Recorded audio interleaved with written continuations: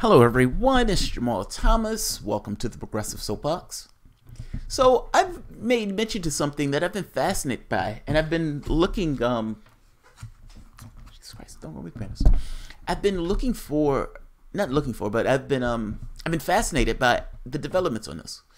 So Donald Trump comes in, put tariffs on steel. In addition to putting tariffs on steel, he also takes this extra step of saying, we will sanction your businesses if you work with Iran. Both of these things antagonize our European partners. And I was curious about how is Europe going to deal with this? For the longest time, Europe has been the lapdog of America. How does it now take the boot of America itself when that boot is not applied to some kind of Middle Eastern country, but the boot is now applied to Europe itself? The boot of America. Europe doesn't like it very much. And now we hear these talks of international law all of a sudden. International law, international law. Macron screaming, you're hurting our economic sovereignty. You're hurting our economic sovereignty. International politics on a grand scale. Let's take a look at this story. This story is awesome because the story is only going to get worse and more fascinating. EU to Trump. Stop threatening us with tariffs. The European Union called on U.S. President Donald Trump administration to stop threatening it with tariffs on steel and aluminum, saying Thursday it is prepared to discuss new trade incentives. In March, Trump slapped a 25% tariff on steel imports and 10% on imported aluminum, but granted the 28 EU countries a temporary exemption until June 1st. He also temporarily exempted big steel producers Canada and Mexico, provided they agree to renegotiate with North America trade deal to his satisfaction. It's Europe economic sovereignty, and what we are demanding is that we are exempted without conditions or time limits. French President Emmanuel Macron said in Bulgaria, where EU leaders have gathered for a summit with the Balkan countries. Convinced that the United States move breaks global trade rules, the EU has drawn up a list of rebalancing duties worth some 2.8 billion euros to impose on the United States products if not permanently exempt. It is vowed not to negotiate under threat. This is called a trade war. What else is it called? How else can you call it? What else can you consider this? The United States is saying we're going to put a tariff on your products.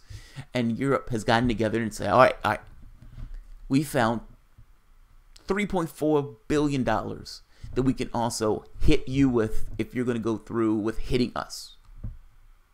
It's countries having this kind of low-level economic warfare.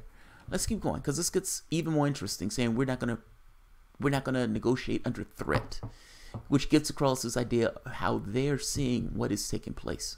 And I love this. This is against international law.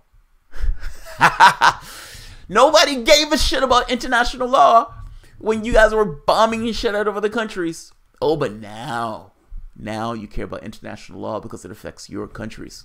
Let's keep going. I love this. This is fascinating. I don't think we have to consider this or that when it contravenes the laws of international trade, Macron said. But he added, we can improve things in a peaceful setting. German Chancellor Angela Merkel echoed his remarks. We have a common position. We want an unlimited exemption, but we are prepared to talk about how we can reciprocally reduce barriers for trade, she told reporters in the Bulgarian capital of Sofia. Should the exemptions be dropped, the EU stands ready to deepen transatlantic energy cooperation, notably on liquefied natural gas, improve reciprocal market access for industrial products, and work together to reform the rules of the World Trade Organization. The EU is even ready to talk about trade liberalization with our American friends, but only if the United States decides an unlimited exemption from steel and aluminum tariffs, said EU's Council President Donald Tusk after chairing the summit. Here's the problem. How do you know that he just won't break this again? Or how do you even know that the very next president or next person won't come in and do the exact same thing? I'm making this point that if the person is willing to break trade deals now, doesn't it set a precedent that they can break trade deals pretty much any time? And at that point, how can you trust that the person, the country, whatever the entity is reliable as a trading partner? Also, your standards are better than ours. Why on earth would you, as the EU, open your government and open your markets to products that you consider substandard? Now, I don't know, and let me put that in quotation marks, because this is language, and so it's hard to necessarily know what language means. Liberalization, these words, all of these words, what do these words specifically mean? They're using these words to kind of cover up other stuff. Does that mean that there were products that weren't necessarily allowed based on EU standards that are going to be allowed into the country based on Donald Trump breaking the trade deals, or essentially changing the way in which these governments interact with one another? Like I said, this is a fascinating development. And this is just one part. This is just the tariffs. This doesn't in no way touch the sanctions that Donald Trump is talking about putting on European countries if they continue the deal with Iran. This is fascinating. This is absolutely fascinating. Remember what you are when the relationship with Europe completely goes tits up because a maniac president decides he wants to just say fuck all to international trade and international norms in regards to interacting with one another. Here's the thing. There is a such thing as the sovereignty of your own country. So Donald Trump putting tariffs and everything else, I don't look at this as right or wrong. I look at this as just action and consequence. What is the consequence of him doing this? Is the consequence better for America? Does this consequence screw up things from the standpoint of how we interact with the rest of the world? So I don't think it in those basic terms of right or wrong. I don't fully know the consequences of Donald Trump doing this, which is why I'm so fascinated by the story. I can't predict what's going to take place and what's going to happen because I've never seen something like this happen before. We used to run our government off of tariffs, so it's not like this is this kind of uncommon, never before happened thing. And if I'm not mistaken, George Bush even put tariffs on these things. They do this from the Republican standpoint for a reason. They have no ideas on how to essentially bring back jobs because their entire political ideology is not based on jobs. It's based on the top 1%. People like him, other plutocrats. So, what is a way that you can try to do this blunt force approach of trying to create some level of thing where you can point to and say, hey, there's a job? If you put a tariff or a steel tariff, would you try to reinforce companies here in the United States? Yes, maybe.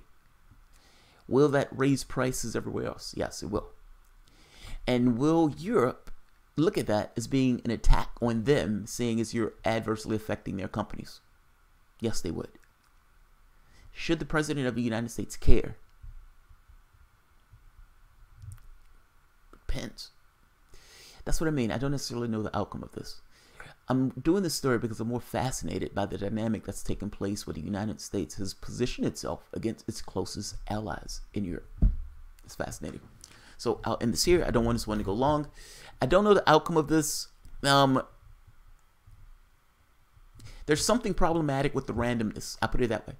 This thing of just on the spur, I'm going to do tariffs because I don't have any other ideas on how to create jobs because I'm a Republican and all of my ideology and all of the things that I do is oriented around getting people like me more cash. So tariffs is the best thing I can come up with.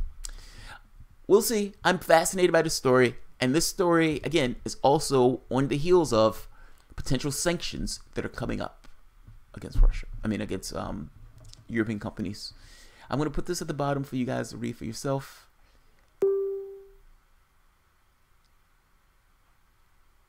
Unpredictable. Yeah, right here. This part. It's great. The real geopolitical problem is when you have not an unpredictable opponent or enemy. The problem is if your closest friend is unpredictable. Saying the United States is supposed to be an ally and this guy is completely unpredictable, is unhinged. Agreed. I can agree with President Trump when he says that unpredictability can be a very useful tool in politics, but only against enemies or opponents. Unpredictability, in my opinion, is the last thing we need in someone who are your friends. Someone who are your friends. That's amazing. There was a story the other day where the European Union was saying that Donald Trump was trying to destroy the World Trade Organization, essentially bring down how trade is done in this world as we know it. This stuff gets fascinating, man. I don't know how many people are paying attention to this particular story, but we are literally in a trade war with people who are supposed to be our friends. And like I said, it doesn't even hit the clusterfuck of sanctions that Donald Trump is talking about putting on our European allies if they stay with the deal with Iran. Mind you, we're the one that's breaking these deals. And yeah, that's what's taking place. So this is fascinating. Stay tuned. I'm going to follow the story because I think the story is one of the most fascinating stories that is taking place today that I don't know how many people are actually talking about. So I'll leave it here. All right, guys. If you enjoy the content, please feel free to share, like, subscribe, and of course, you can always support through Patreon. Thanks, everyone.